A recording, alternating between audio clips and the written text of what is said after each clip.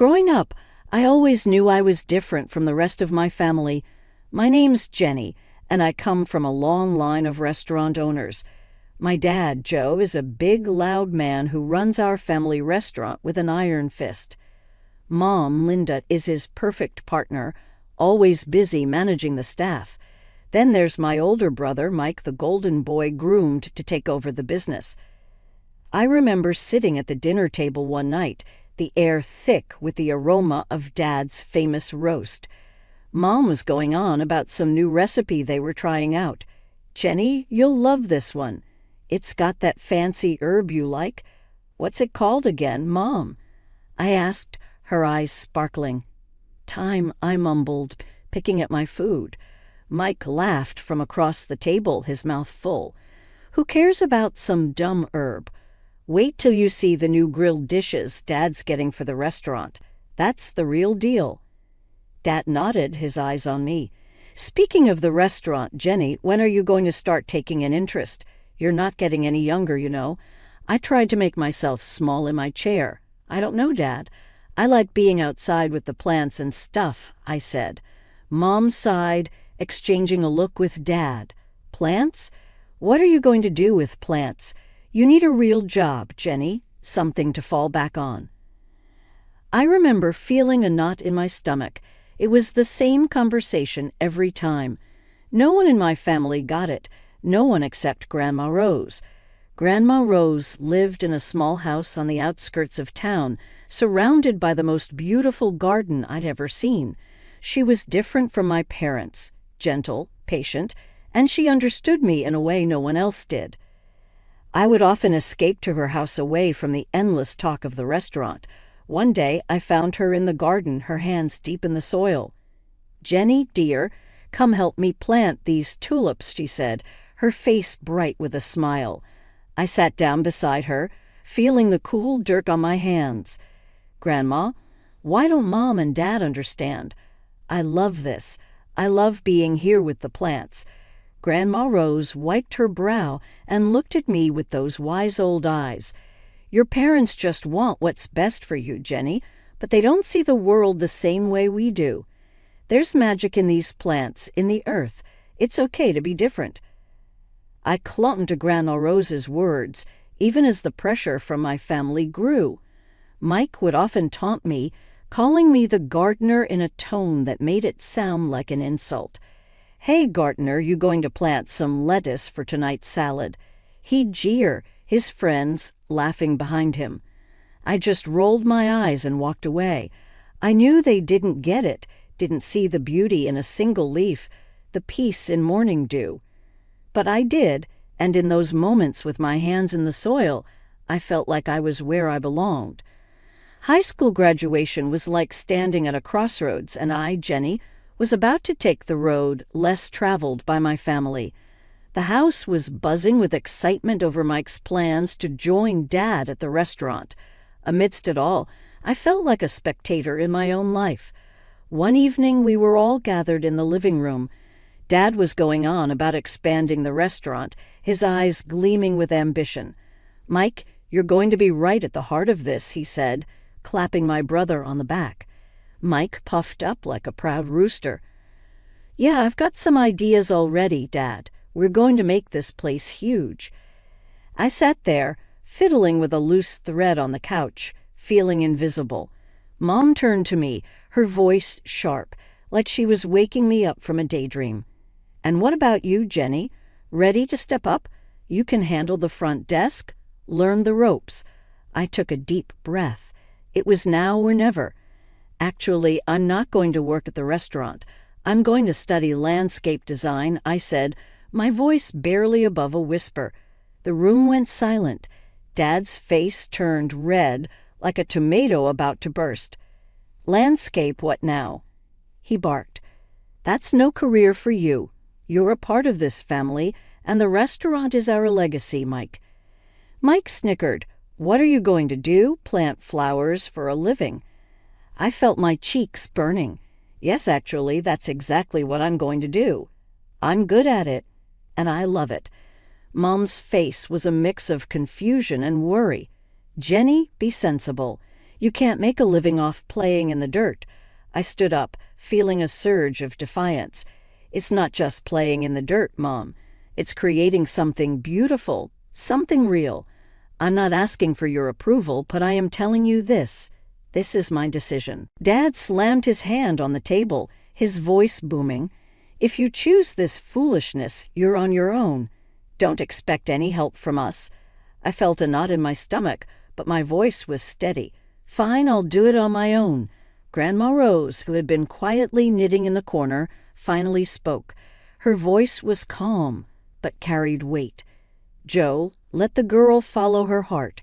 She's got a gift, and it would be a sin to waste it," she said, her eyes fixed on Dad. Dad let out a frustrated grunt, turning away. "Fine, do what you want, but don't come crying to us when it all falls apart." I turned to leave the room, my heart pounding. Mike called out after me, his voice dripping with sarcasm. "Good luck, Gardener. Let's see how far those flowers get you." Stepping into college life felt like diving into deep water, thrilling yet daunting. Jenny, was far from the familiar paths of my family's expectations, ready to carve my own way in the world of landscape design. I still remember the buzz of the first day in class, the room swirling with the energy of eager students. I found a spot in the back, trying to shrink into the shadows. That's when Zoe, a girl with fire engine red hair and eyes full of mischief, dropped into the seat next to me. "Hey there, newbie. I'm Zoe, first-timer in landscape design." I gave a shy nod. "Yeah, I'm Jenny. It's all a bit overwhelming." Zoe's laugh was loud and genuine. "You'll fit right in. Wait till you get your hands into the real dirt. It's epic. What dragged you into this world?" I hesitated, the disapproval of my family still fresh. "I've always loved plants, the outdoors. It's where I feel right, you know." Her grin widened. "Perfect place for you, then." Classes were a whirlwind of learning and creating. I was absorbing things like a sponge, from the science of soils to the art of design. I was finally speaking a language I loved. After one particularly intense session, Mr. Davidson, our professor, a man as tall and sturdy as an oak, called me over. "Jenny, your designs, there's something else. You've got a real knack for this," he said, his voice serious but encouraging. I was stunned. "Really? Thank you, Mr. Davidson. I'm just trying to do my best." He leaned forward, his eyes piercing. "There's potential in you. Don't let it go to waste. Push harder." His words became my mantra. I started to live in a studio, my designs becoming more ambitious, more expressive. It was exhausting but exhilarating. Even in those moments of joy, a part of me yearned for my family. Despite everything, one quiet evening, I gathered the courage to call home. The phone rang, each tone heavy with anticipation. Finally, Mom's voice came through, sharp like a knife's edge. "What do you want, Jenny?" Her tone stung, but I pushed on. "I just wanted to check in, see how everyone is," she snorted, her voice dripping with scorn. "Oh, now you care after running off to play in the dirt, abandoning your own family." I clenched my teeth, fighting to keep my voice steady. "I didn't abandon anyone, Mom. I just chose a different path." Her laugh was bitter. "A dead-end path, you mean. Don't expect us to be here waiting when it all crumbles around you." The call ended soon after, leaving a sour taste in my mouth, but it also fueled a fire in me. I dove back into my work with new intensity, determined to prove not just to my family, but to myself that I was on the right path. Life has a way of throwing curveballs, and mine came in the form of a phone call during my final year of college. It was Aunt Clara, my mom's sister, her voice shaky and strained. "Jenny, it's about your Grandma Rose. She passed away last night," Aunt Clara said, her voice cracking with emotion. I felt the ground slip away beneath me. Grandma Rose had been my rock, the one person who believed in my dreams. Losing her felt like losing a part of myself. The funeral was a somber affair. My family was there, all stiff and formal. Dad, Mom, and Mike looked like strangers to me. After the service, I overheard Mom talking to Aunt Clara. I still can't believe she left that house to Jenny. What's she going to do with it? She can barely take care of herself, Mom said, her voice dripping with disapproval. I felt a surge of anger but bit my tongue. I didn't want a confrontation. Not there, not then. The will reading was a few days later. Grandma Rose had left me her house, the beautiful garden haven where I had spent countless hours. My family was shocked, their whispers sharp as thorns. Why would she leave it to Jenny? She's never around anyway, Mike muttered under his breath. Dad's face was like thunder. This is ridiculous. That house could have been sold. Put money into the restaurant. I stood up, my voice steady but firm. Grandma knew I loved that house, that garden. It was where we spent so much time together. I'm going to keep it, just as she wanted. Mom's response was cold and harsh.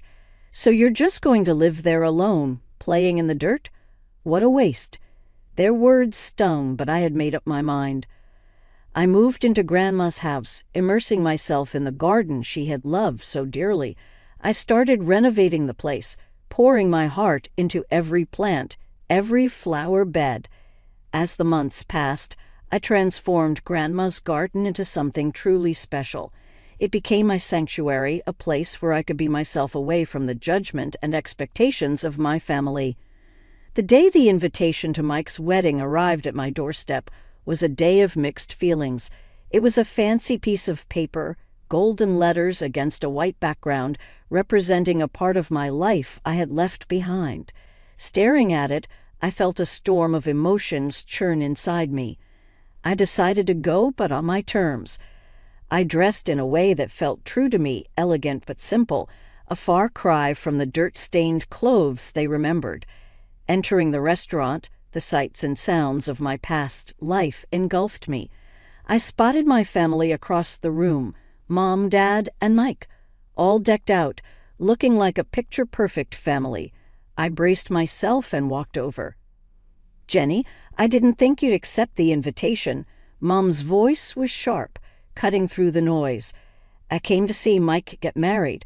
It's a family event, isn't it?" I replied, trying to keep my voice level.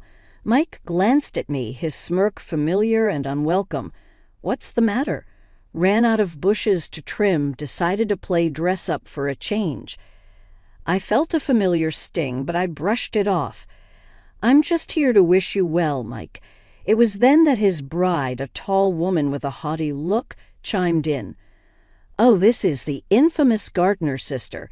Did you manage to scrub the dirt from under your nails, dear, or is it your natural look?" Her words, sharp and mocking, hung in the air. I clenched my jaw, refusing to let her see how deep they cut. "I clean up just fine, thanks for asking. Congratulations to you both." Dad's eyes were cold, his voice colder. "Your being here doesn't erase the past, Jenny. You chose your path." Their words were like thorns, but I had grown a thick skin. "I'm not here to rehash old arguments. Just wanted to wish Mike a happy married life." I was quickly ushered to a small table in the corner, away from the family. Sitting there, I could feel the curious stares and hushed whispers.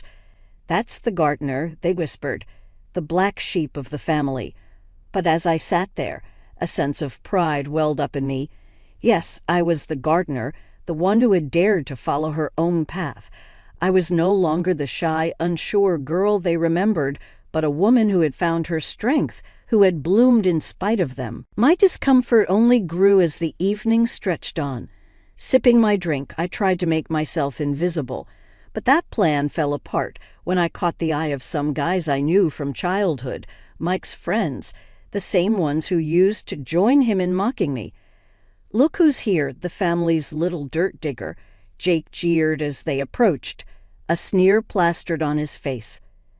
I took a deep breath, steeling myself.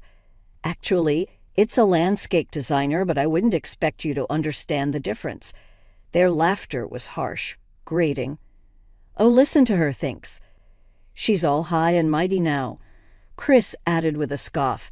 I bit back a sharp retort, my hands clenching under the table. I've worked hard for my success. My job is more than just playing in the dirt. Their amusement was cut short when an elderly man at the next table interjected. He had been listening, his expression growing increasingly disapproving. I've seen this young lady's work. The new park downtown, that's hers. It's outstanding. Shows what you know. The group was visibly taken aback, their smugness faltering.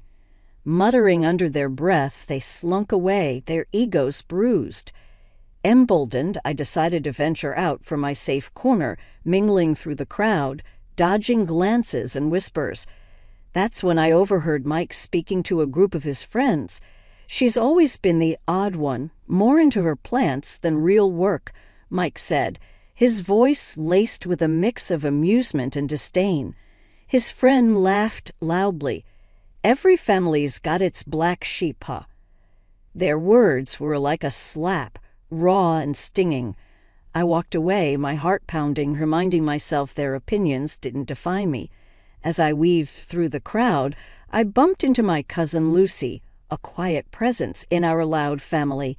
Hey, Jenny, I've seen some of your designs. They're really something, she said, her voice sincere. I managed a small smile.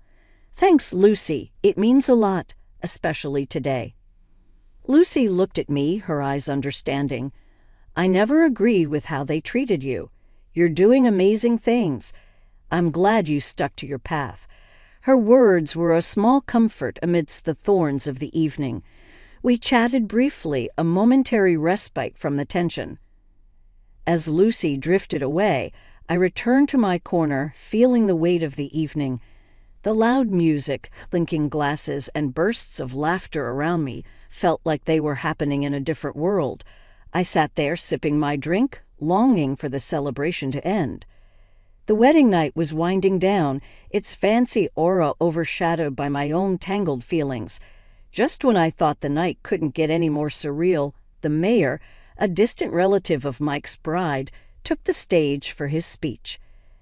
Ladies and gentlemen, it's a delight to be here, he began, his voice booming across the room. But tonight I want to highlight a special guest among us, a true star in the world of landscape design, Jenny.